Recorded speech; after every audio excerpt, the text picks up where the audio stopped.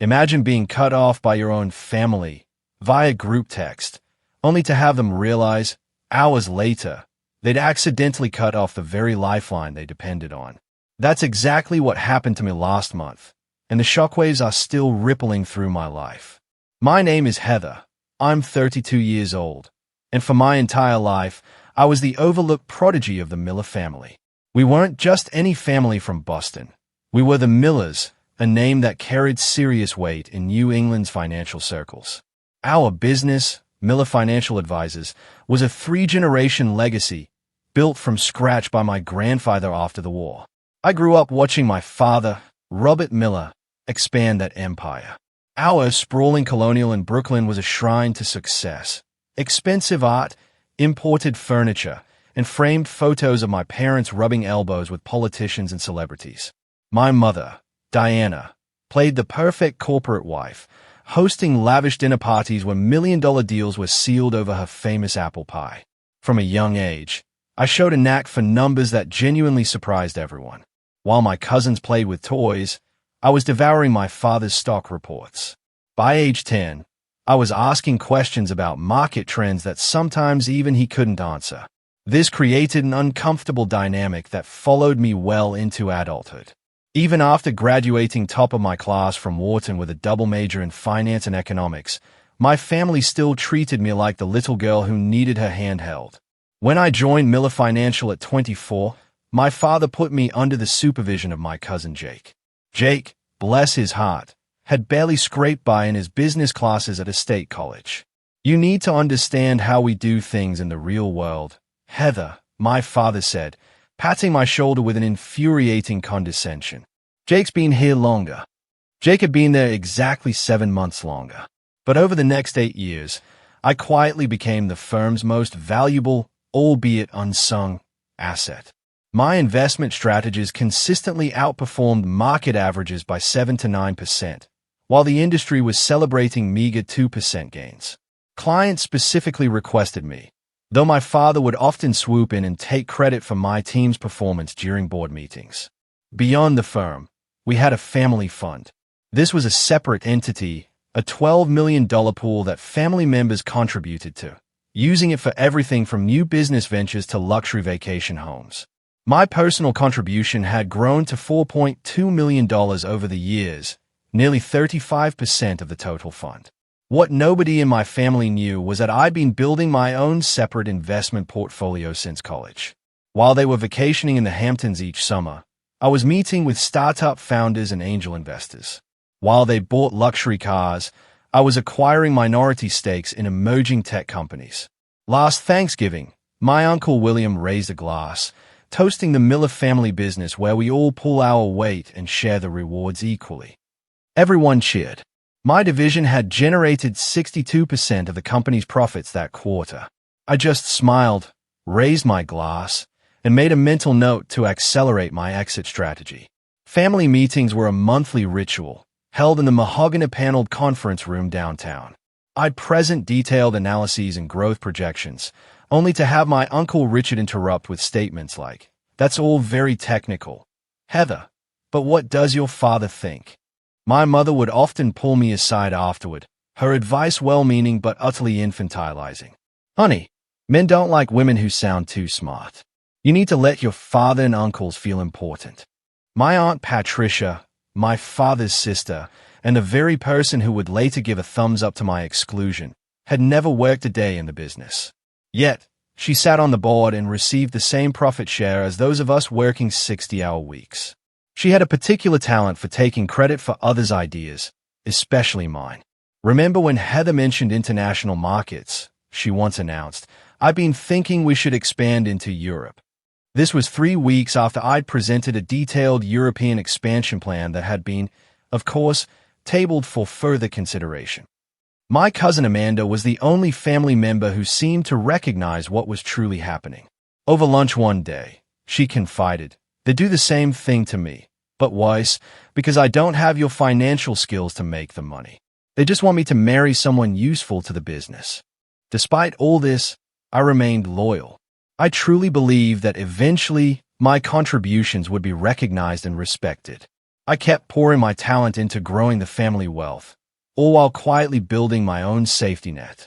By my 32nd birthday, my personal investments had quietly swelled to $17 million, a fact I kept completely to myself. I bought a beautiful brownstone in Back Bay under an LLC, not my name, and renovated the home office with state-of-the-art technology. I hired a small, loyal team who worked directly for me, separate from the family business, all under strict NDAs. I even secured patents for several financial algorithms I developed during my hobby time on weekends.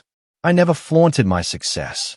I drove a modest car, lived well below my means, and continued to show up at Miller Financial every day, making money for people who didn't appreciate me. Some might call it strategic patience. Others might call it conflict avoidance. Either way, it was about to change. The quarterly planning meeting last month started like any other. The entire extended family gathered in our conference room, my father at the head of the table. I had prepared a comprehensive presentation on a new investment strategy that could potentially boost our high net worth clients' returns by 12%. As I distributed my meticulously prepared reports, my cousin Jake sauntered in 15 minutes late, carrying nothing but a coffee cup and his phone. "Sorry I'm late," he announced, not sounding sorry at all. "I was just wrapping up a call with the Donovan account." The Donovan account was my client. I'd only asked Jake to sit in on one preliminary call while I finished my quarterly projections. My father beamed. "No problem, son. Client relationships always come first. Why don't you tell us how that's going before Heather starts with all her numbers?" Just like that, the first 20 minutes of the meeting were devoted to Jake taking credit for 6 months of my work with the Donovans. I sat quietly, watching family members nod approvingly as Jake completely misrepresented key aspects of the strategy one had developed. When it was finally my turn, I'd barely gotten through my second slide when Uncle Richard cleared his throat. "This all seems unnecessarily complicated," he said, not bothering to hide his dismissive tone.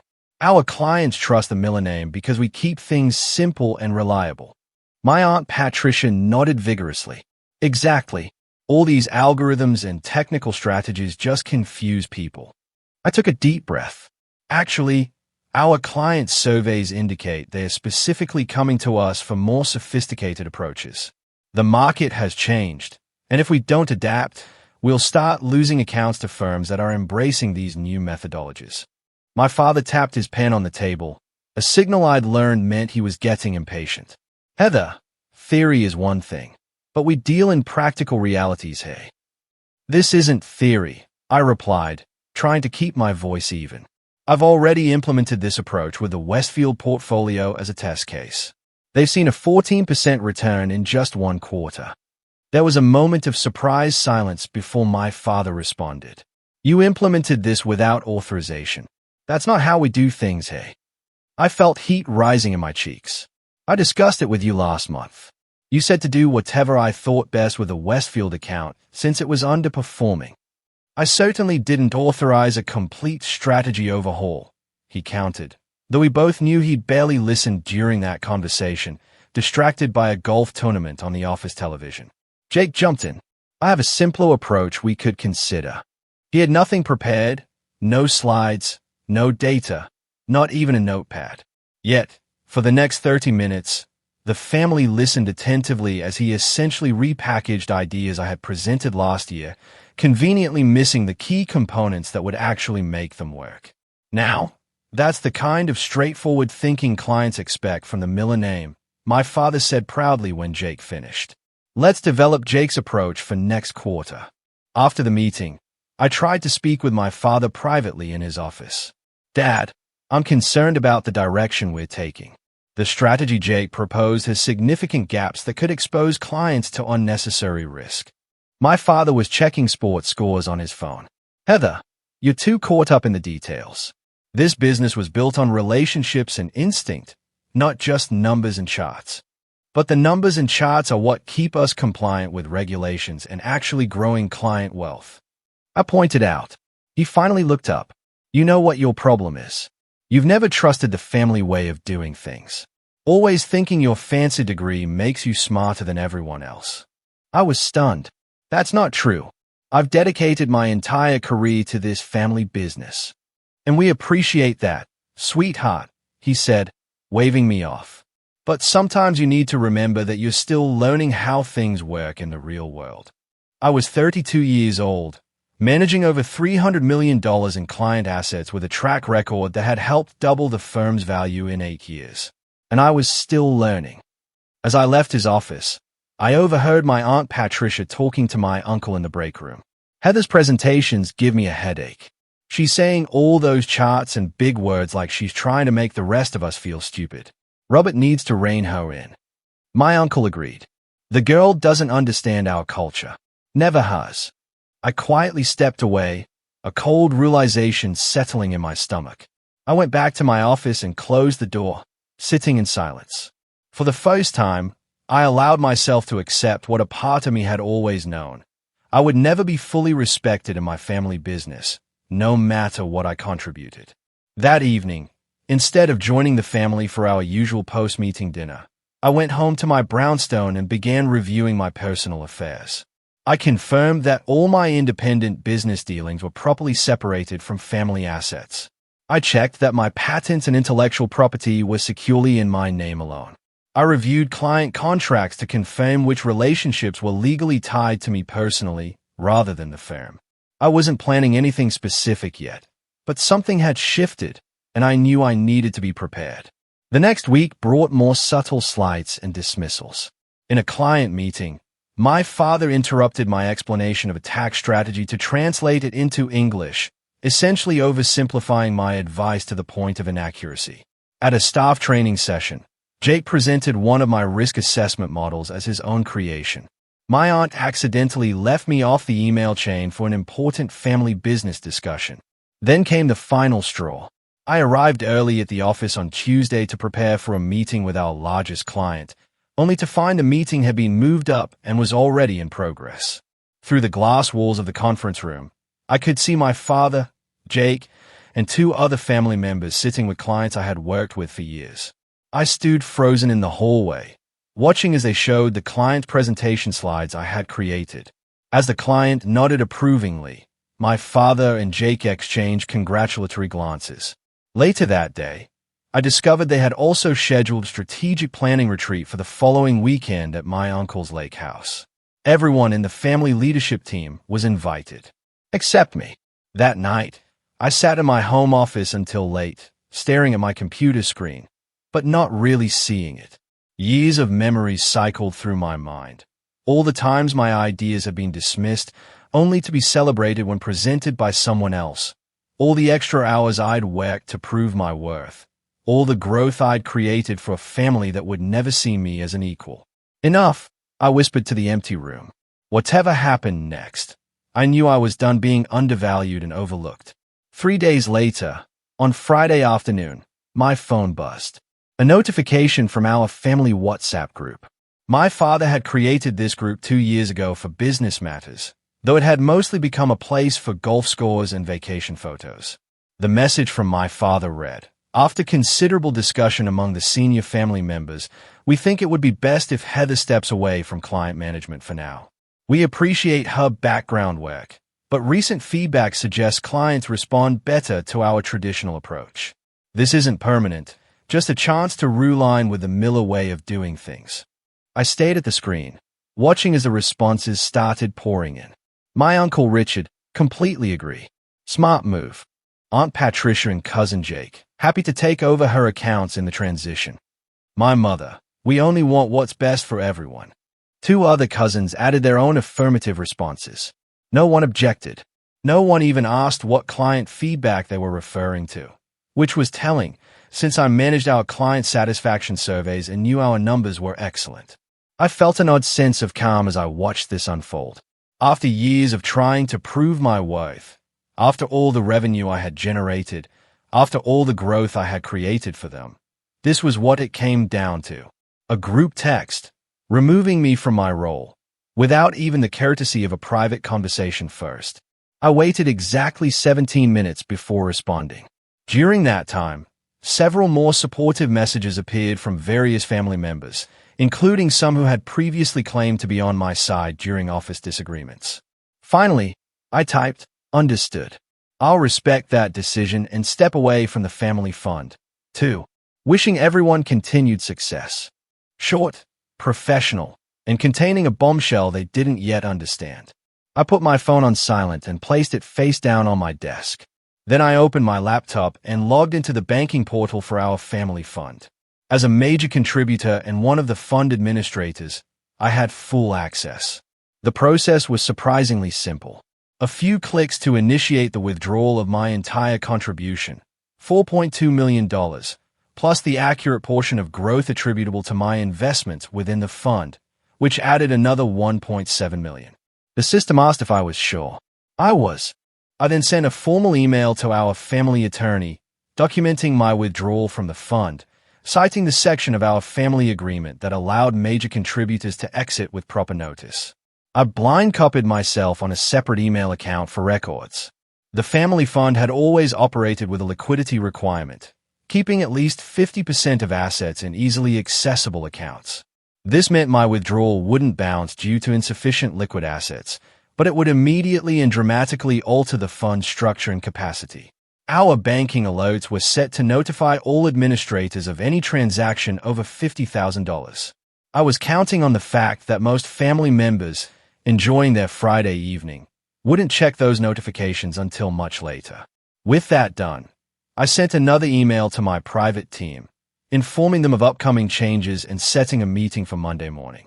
I then went to my home safe and retrieved all the key documents I had carefully organized over the years, copies of patents, client contracts with my personal service clauses, documentation of my independent business entities, and evidence of which investment strategies were legally mine rather than the firm's. I made myself a cup of tea and sat in my living room, looking out at the Boston skyline as dusk settled over the city. A part of me felt a twinge of sadness at the bridge I was burning. These were, after all, the people I had grown up with, worked alongside, and tried to please for my entire life. But a stronger part of me felt something else entirely. Liberation. The constant need to prove myself, to swallow slights, to watch less qualified people take credit for my work. It was over. Whatever happened next, I would no longer be the overlooked daughter trying to earn a seat at a table that had been designed to exclude me. My phone started buzzing around 7:30 p.m. I glanced at it once, seeing several WhatsApp notifications and texts from various family members, but I didn't read them. Instead, I turned on a movie I'd been wanting to watch, ordered my favorite takeout, and gave myself permission to enjoy my Friday evening. By the way, if you're finding yourself completely engrossed in this unbelievable family drama, do me a huge favor and hit that subscribe button right now. You won't believe what happens next. At exactly 10:47 p.m., my phone rang with my father's specific ringtone. I let it go to voicemail. He called again, immediately, and again. On the fourth call, I turned my phone off completely. I slept surprisingly well that night. When I turned my phone back on at 7 a.m. Saturday morning, I had to wait several minutes for all the notifications to finish loading.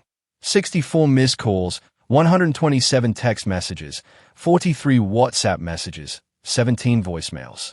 I made myself coffee before listening to any of them. The first voicemail, from 10:48 p.m., "Heather, it's Dad. Call me immediately about this fund transfer. There must be some mistake." The second, from 11:10 p.m., "Heather, this is completely unacceptable. Whatever point you're trying to make, this isn't the way. Call me back, now." The messages grew increasingly urgent through the night. By the 2:15 a.m. voicemail, my father's voice had lost its anger and held naked panic. "What happened? The bank has flagged everything. The fund is completely frozen due to suspicious activity. You need to call me back right now." The most recent one, from 6:30 a.m., was different. My father's voice was quieter, with a tone I'd rarely heard from him: uncertainty. "Heather, I don't understand what's happening. Whatever we did to upset you, this seems extreme. The entire family fund is locked down. The bank needs your verification to unfreeze the accounts since you initiated the transaction. Please call me back. Please." I finished my coffee, took a shower, and dressed in my favorite outfit, a well-tailored blue suit that always gave me confidence. Only then did I send a single text message to my father. I'm honoring your decision. You asked me to step away, and I have. I've withdrawn my personal contribution as allowed under Section 7.3 of the Family Fund Agreement. The bank freeze is standard procedure for large transactions and will resolve once they complete their verification process. I've already submitted my documentation to them. Within seconds, my phone rang. I declined the call. Then I sent one more text. I'll be available to discuss this on Monday at 9 a.m. at my home office. The address has been emailed to you. Then I turned off notifications and prepared to enjoy my weekend, knowing that across town, my family was just beginning to realize what I had done, and that it was only the start. Why I didn't tell my family was that I had a friend at the bank. Not in any improper way, nothing that would violate banking regulations. But Sandra and I had gone to college together, and she now worked as a senior manager at the institution handling our family fund. She couldn't share specific information, but she did call me Saturday afternoon.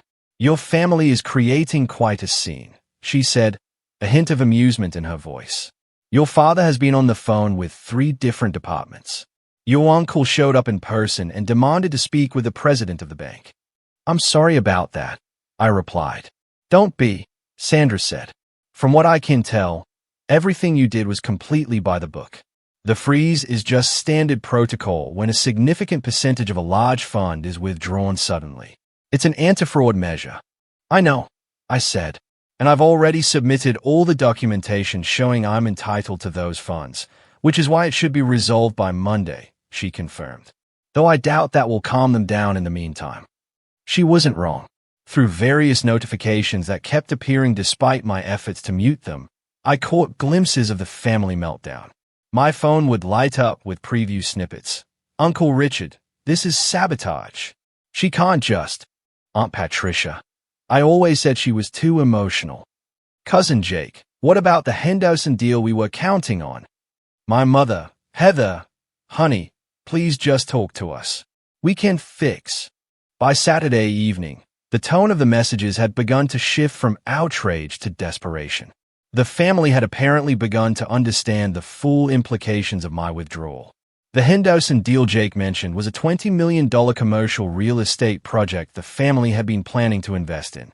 The fund would have provided the down payment, with financing covering the rest.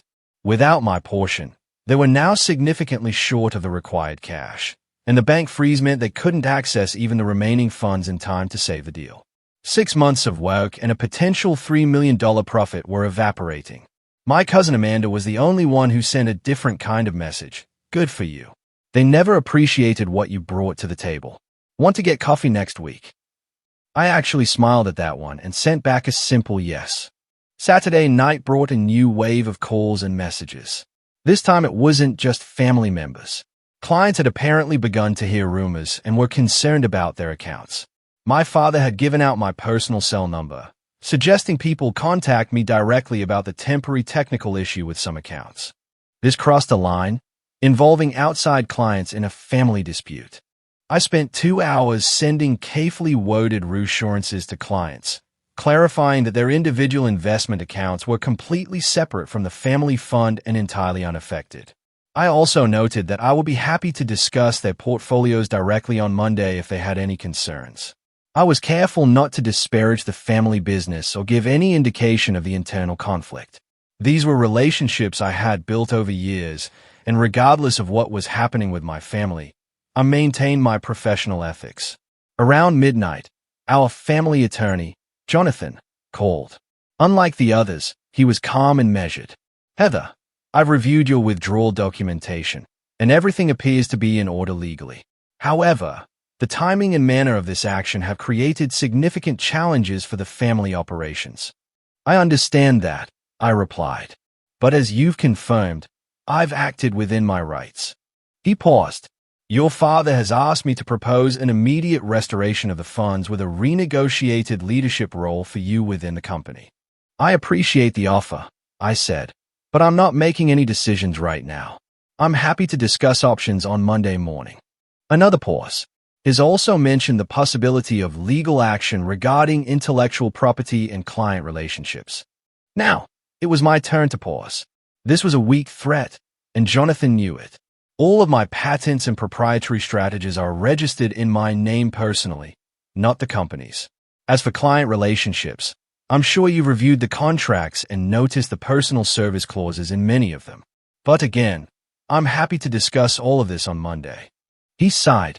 I'll relay your position. For what it's worth, I've advised against any legal posturing. It wouldn't serve anyone's interests. I agree, I said. Good night, Jonathan. By Sunday morning, the family strategy had shifted again. Now came the emotional appeals. My mother left a tearful voicemail about family loyalty and how my grandfather would be disappointed. My Aunt Patricia, who had given the thumbs up to push me out, now sent a long message about how she had always admired my business acumen and felt we needed to support each other as women in finance. Uncle Richard tried a different approach, sending a gruff text suggesting I was overreacting to standard business restructuring and needed to get over my hurt feelings for the good of the family. I prepared for Monday's meeting, meticulously organizing all my documentation and planning my talking points. I wasn't interested in revenge or drama. I simply wanted recognition of my value and respect for my contributions. Sunday night, my home security system alerted me to someone at my door. Through the camera, I saw my father standing there, looking uncharacteristically disheveled. His normally perfectly pressed shirt was wrinkled, and he seemed to have aged years in 2 days. I considered not answering, sticking to my Monday morning timeline, but something in his defeated posture moved me. I opened the door, but didn't invite him in. Heather, he said, his voice raw, the Henderson deal falls through tomorrow at 9 a.m. If we don't have the funds, it's $3 million down the drain. I looked at him steadily. That sounds like a business problem that needs a business solution. What does that mean? He asked. It means I'm willing to help if we're talking business, not family emotions. 9 a.m. tomorrow at my home office as arranged. Bring whoever you want from the family leadership. He looked like he wanted to say more, to push for an immediate resolution, but something in my expression must have told him it would be useless. 9 a.m., he confirmed, then turned and walked back to his car. I closed the door and leaned against it, taking a deep breath. For perhaps the first time in my professional life, my father had come to me in need, rather than the other way around. Tomorrow would be a new kind of family meeting, one where I set the terms. I slept fitfully that night, waking several times to check the security system. Part of me worried that more family members might show up, but the house remained quiet. By 6 a.m., I was up and preparing. I set up my dining room as a conference space, with copies of relevant documents at each seat. I made coffee and arranged a tray of pastries, a professional touch that also gave me something normal to focus on. At 8:30, my security system alerted me again. They were early. Through the camera, I saw not just my father, but also Uncle Richard, Aunt Patricia, Cousin Jake, and our attorney, Jonathan. The family had brought their full leadership contingent. Good. I was ready for all of them. At precisely 8:59, I opened my front door. My father stood at the front of the group, with the others arranged behind him like some sort of family business army. Their expressions ranged from my father's tense determination to Jake's poorly concealed hostility to Aunt Patricia's sudden attempt at warmth. Come in, I said simply, stepping aside. They filed into my home, some of them looking around with obvious surprise at my tastefully appointed brownstone.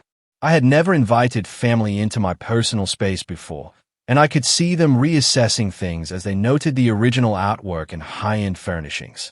The dining room is set up for our meeting, I directed, leading them through the hallway. As they took seats around my table, I remained standing at the head, a position my father typically occupied in family meetings. He noticed this immediately, but said nothing as he took a chair to my right. Coffee, I offered, maintaining a professional demeanor. A few mumbled acceptances, and I calmly poured cups before taking my place at the head of the table. The silence stretched for a moment before my father cleared his throat. Heather, we're here to resolve this situation quickly. The Henderson deal. I raised my hand, cutting him off, a gesture he had used countless times on me. Before we discuss any specific deals, we need to address the larger situation. I've withdrawn my contribution from the family fund, as is my right. The bank has confirmed the transaction is proper, and the freeze should be lifted by noon today. This is ridiculous. Uncle Richard burst out. You're holding the family hostage over what? A bruised ego because we suggested you take a different role. I turned to him with a calm I didn't entirely feel. This isn't about ego, Uncle Richard. This is about value and respect. For 8 years, I've generated consistent returns above market average. My division has brought in 62% of company profits. My client satisfaction ratings are the highest in the firm. Yet, I was removed from client management via group text, without discussion, based on claimed feedback that doesn't exist. We were going to discuss it in detail at the retreat. Aunt Patricia interjected, her voice honey-sweet. We just wanted to get the basic decision communicated first. The retreat I wasn't invited to, I pointed out. That was an oversight, my father said quickly. Jake snorted. Come on, Heather. You're making a mountain out of a molehill. So, you got your feelings hurt. Did you have to blow up a major deal over it? I turned to Jake, maintaining my composure. I didn't blow up anything. I simply withdrew my personal contribution, which happened to be a larger percentage than anyone anticipated. That reveals the real problem here. You've all been taking my contribution for granted, both financially and professionally. My father leaned forward. Whatever mistakes we've made, and I admit there may have been some, this response is disproportionate. You've put a $3 million deal in jeopardy. A deal that apparently couldn't happen without my money, yet I wasn't consulted on, I noted. Jonathan, our attorney, spoke up for the first time. Perhaps we could focus on immediate solutions first, then address the longer-term concerns afterward. The Henderson deadline is the most time-sensitive issue. I nodded. That's reasonable. I'm prepared to wire $5 million to the family fund this morning, sufficient to cover the Henderson down payment with a buffer. Everyone started talking at once, relief evident in their voices, until I raised my hand again. But this will be structured as a loan from my personal holdings to the family fund, with standard market interest rates and specific repayment terms. Jonathan can draw up the paperwork immediately. The relief around the table faltered. A loan? My father asked. You're going to charge your own family interest. This is a business transaction, I replied evenly, which is how you've always insisted we approach things at Miller Financial. I'm offering market rate financing on extremely short notice to save a valuable deal. Any other lender would charge significantly higher rates given the time constraints. Jonathan nodded reluctantly. She's right. It's actually quite a reasonable offer under the circumstances. My uncle's face had turned an alarming shade of red. This is extortion. No, I corrected. This is negotiation. The alternative is to let the Henderson deal fall through, which serves no one's interests. My father studied me for a long moment. I could see the calculations happening behind his eyes, weighing pride against practicality, emotion against business. Fine, he finally said. Jonathan, draw up the loan agreement. But Heather, after this, we expect you to return to your role at the company and reinvest in the family fund. We can discuss a more appropriate leadership position for you. I shook my head. That's not on the table today. The loan for the Henderson deal is a separate matter. My future involvement with Miller Financial and the family fund will require a completely new agreement. Aunt Patricia leaned toward me, her voice dropping to what she probably thought was a sympathetic tone. Heather, dear, I understand you're upset. We all say and do things in the heat of the moment, but we're family. Yes, we are, I agreed. And family should treat each other with respect. The group message asking me to step away made it clear how much my contributions are valued. That was poorly handled, my father admitted. I take responsibility for that, but surely we can move past a single communication mistake. It wasn't a mistake, I said quietly. It was a symptom of a pattern that's existed for years. My ideas are dismissed until someone else presents them. My achievements are attributed to team effort, while others are celebrated individually. My professional judgment is questioned despite consistent results. I looked around the table, meeting each person's eyes. I've brought millions in profit to this family, and in return, I've been treated as an afterthought. That ends today. The room fell silent as the full impact of my words sank in. For the first time, I wasn't backing down or smoothing things over. I wasn't accepting a pat on the head and a promise to do better next time. Finally, Jake broke the silence with a dismissive laugh. This is all very dramatic, but let's be realistic. You need the Miller name and connections as much as we need your number crunching. Where exactly do you think you're going to go? That was the opening I had been waiting for. I smiled at Jake's question. That brings us to the next item on our agenda. I pressed a button on a small remote, and the large television on the dining room wall lit up with a presentation. The first slide showed a logo I had designed myself, Heather Miller Capital Management. I've been operating my own investment firm as a separate entity for the past 4 years, I explained, advancing to the next slide, which showed impressive growth charts. My personal clients have enjoyed average returns of 17%, compared to the 9% at Miller Financial. The shocked expressions around the table gave me a satisfaction I tried not to show. That's not possible, my father said, genuinely bewildered. You've been working full-time at our firm. When would you have had time to run another business? Evenings, weekends, the vacation days I never took, I replied. While everyone else was at the lake house on European trips, I was building something of my own. Uncle Richard's face had moved from red to nearly purple. This is a violation of your employment contract. You can't compete with a family business. I slid a document across the table to Jonathan. My employment contract specifically allows for personal investment activities as long as they don't directly solicit Miller Financial clients. I've adhered to that completely.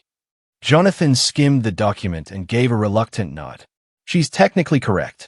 The clause was intended to cover personal stock trading, but it's broadly worded. I advanced to the next slide, showing a list of patents. I also hold 7 patents for financial algorithms and trading systems, all registered to me personally, not Miller Financial. Those were developed while you worked for us, my father argued, though uncertainty had crept into his voice. They were developed on my own time, using my own resources, I corrected. I've maintained meticulous documentation to establish that the patents are legally mine. The next slide showed a client list, a modest but impressive collection of names, none of whom were current Miller Financial clients. I've built relationships with 27 high-net-worth clients, completely separate from our family business, I continued. Their combined assets under my management total just over $400 million. Jake let out a low whistle despite himself. Furthermore, I said, moving to another slide, 17 current Miller Financial clients have personal service agreements with me specifically. I handed copies of these contracts to Jonathan. These agreements include clauses stating that if I leave the firm, they have the option to transfer their accounts to follow me. Jonathan reviewed the documents with growing concern. These are standard personal service provisions. Many high-end clients insist on them to ensure continuity with their preferred advisor. My father looked stricken. How many of our clients have these agreements? Clients representing approximately $230 million in assets, I replied evenly. The room fell silent again as everyone processed the implications. Not only had I built a successful separate business, but I could potentially take a significant portion of Miller Financial's client base with me if I left. When did you plan all this? My aunt asked, her false warmth completely gone now. I didn't plan it as a strategy against the family, I said honestly. I started building my separate business because I realized years ago that no matter what I contributed, I would never be fully respected at Miller Financial. It was self-preservation, not sabotage. I advanced to one final slide, showing a stark comparison between Miller Financial's performance and my own firm's results over the past 4 years. I'm not sharing this to hurt anyone, I said, softening my tone slightly. I'm sharing it to demonstrate that I've earned the right to be taken seriously. I'm not asking for special treatment. I'm asking for the recognition my results deserve. My father stayed at the screen, then back at me. For the first time in my professional life, I saw something new in his eyes. Respect, tinged with regret. What do you want, Heather? He asked quietly. First, we complete the loan agreement for the Henderson deal to address the immediate need, I replied. Second, I take a 1-month leave of absence from Miller Financial to give everyone time to consider next steps. Third, we reconvene in 30 days to discuss either my return under new terms or my formal departure and the transition of my clients. I looked around the table. Those are my non-negotiable terms. Jonathan spoke up. From a legal perspective, these are reasonable requests given the circumstances. I would advise accepting them. Uncle Richard looked like he wanted to argue further, but my father raised a hand to silence him. A gesture I had seen countless times in family meetings, but never directed at one of the senior members. We accept your terms, my father said. Jonathan will draw up the loan agreement immediately and will formalize your leave of absence today. Jake started to protest, but my father cut him off. Enough, Jake. The situation has changed, and we need to adapt. As Jonathan began drafting the loan document on his laptop, an uncomfortable silence fell over the room. I could see various family members processing the new reality, a reality where I held significant power they hadn't known existed.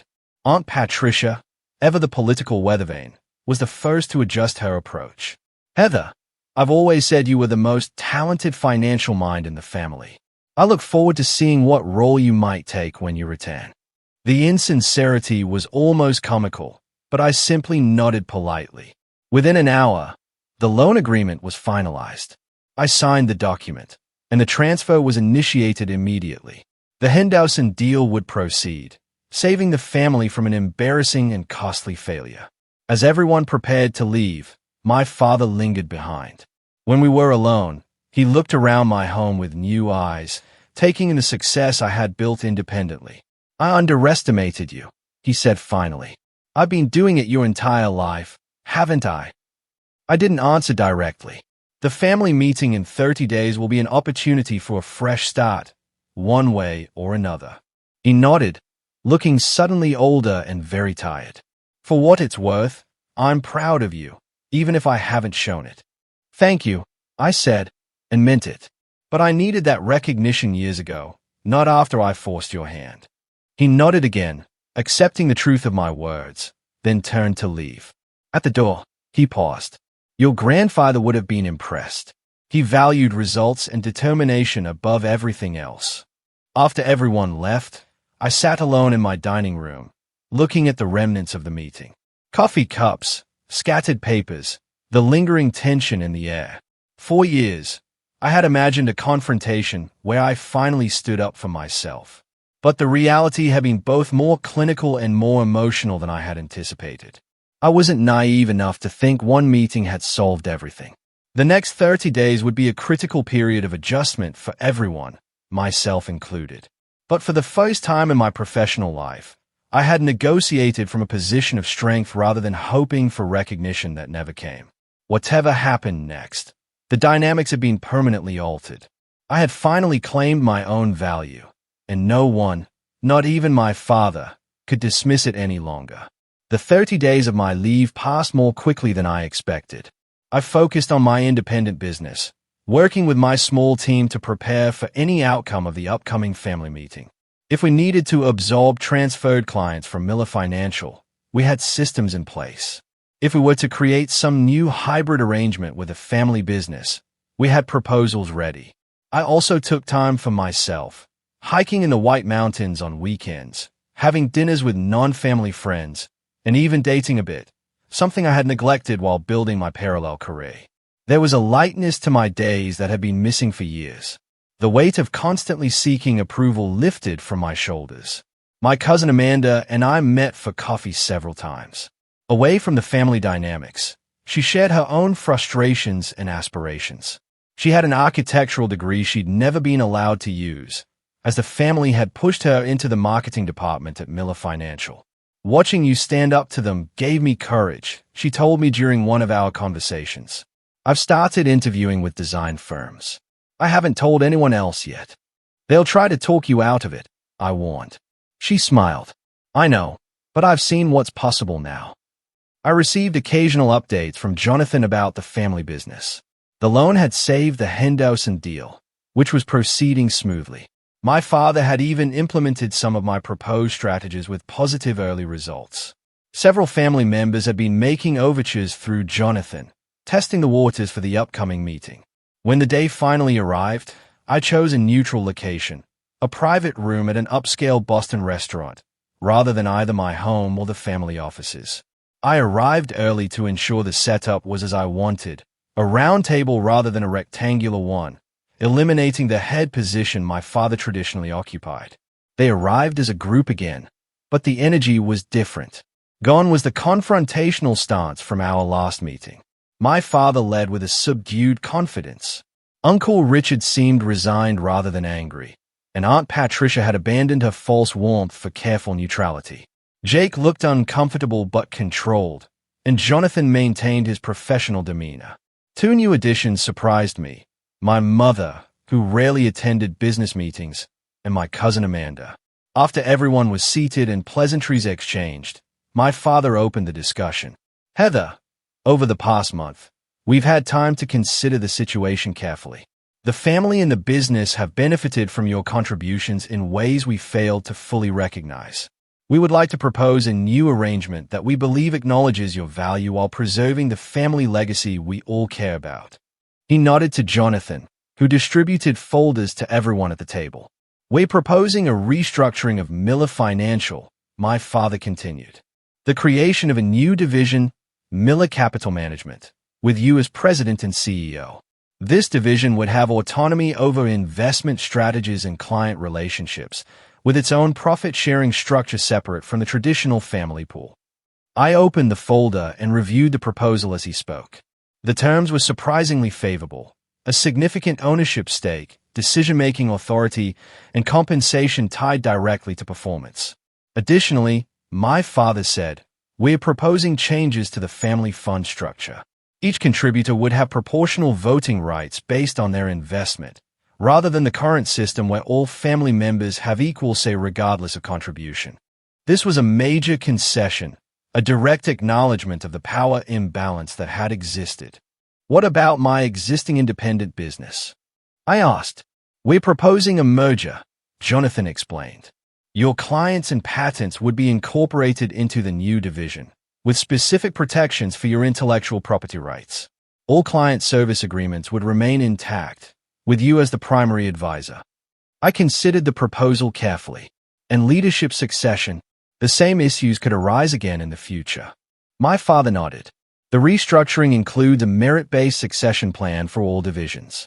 Leadership positions will be determined by performance metrics and client outcomes, not seniority or family politics."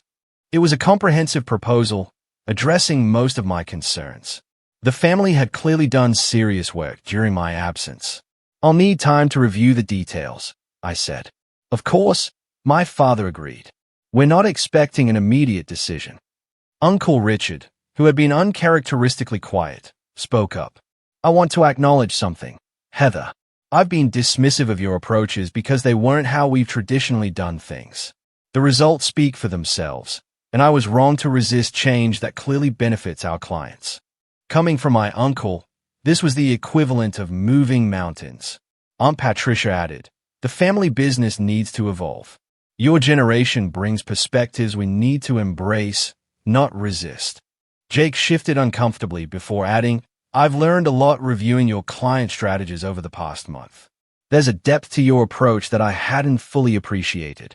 These admissions, while clearly difficult for them, showed a significant shift in the family dynamic. My mother reached across the table and squeezed my hand briefly, a simple gesture of support that meant more than she probably realized. "I appreciate everyone's willingness to reconsider our working relationship," I said carefully. "I'll review the proposal and respond within a week." As the meeting concluded, Amanda caught my eye with a small smile of encouragement. Whatever I decided, I knew I had at least one family member who understood what this moment meant. The days that followed involved careful analysis of the proposal with my team and independent legal counsel. There were negotiations on specific terms, clarifications of authority boundaries, and detailed discussions about the integration of my existing business. In the end, I accepted a modified version of the family's proposal. The new division was established, my independent business was merged in, and I took on a leadership role that reflected my contributions. My personal investments returned to the family fund, but under the new voting structure that ensured my voice would be proportional to my contribution. The transition wasn't perfect. Old habits occasionally resurfaced. My father instinctively trying to override decisions, Jake taking credit in client meetings, Aunt Patricia making subtle undermining comments. But now there were structures in place to address these issues, and more importantly, I had proven my willingness to walk away if necessary. Over the following year, Miller Capital Management outperformed every other division of the family business. New clients were attracted by our innovative approaches, and existing clients benefited from enhanced returns. My cousin Amanda eventually left to pursue her architectural passion, with my full support and a small investment from me in her new design firm. Family dynamics shifted gradually. My father and I developed a new relationship, based on mutual professional respect rather than the parent-child dynamic that had undermined us for years. Some family members adapted better than others, but all recognized that the business was stronger for the changes we had implemented. One evening, nearly a year after the group message that had triggered everything, my father and I were working late, reviewing quarterly results. "I've been thinking about your grandfather lately," he said unexpectedly. When he handed the business to me, he said something I didn't understand at the time. He said, "The best legacy isn't preservation, it's evolution." I think I finally understand what he meant. I looked at my father thoughtfully. Evolution is harder than preservation. It requires admitting that the original form might not be perfect. He nodded. Pride makes that difficult. I was so focused on maintaining what he built that I resisted changes that would have made it better.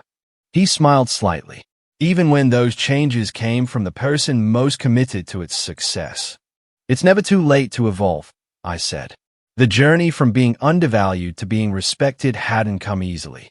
It had required me to build leverage, to be willing to walk away, and ultimately, to force a confrontation I would have preferred to avoid. But the outcome wasn't just better for me. It was better for the entire family and the business we had all dedicated ourselves to. The most valuable lesson wasn't about finance or business strategy. It was simpler and more universal. Respect isn't given freely. It must sometimes be claimed. Worth isn't determined by others' recognition of it, but by your own knowledge of your value and your willingness to stand firm in that knowledge. Have you ever had to take a dramatic stand to make people recognize your value? I'd love to hear your stories in the comments below. If this resonated with you, please like and subscribe for more stories about finding your voice and standing your ground. And don't forget to share with someone who might need a reminder of their own worth today. Thank you for listening. And remember that sometimes the most powerful thing you can do is simply honor your own value, even when others don't yet see it.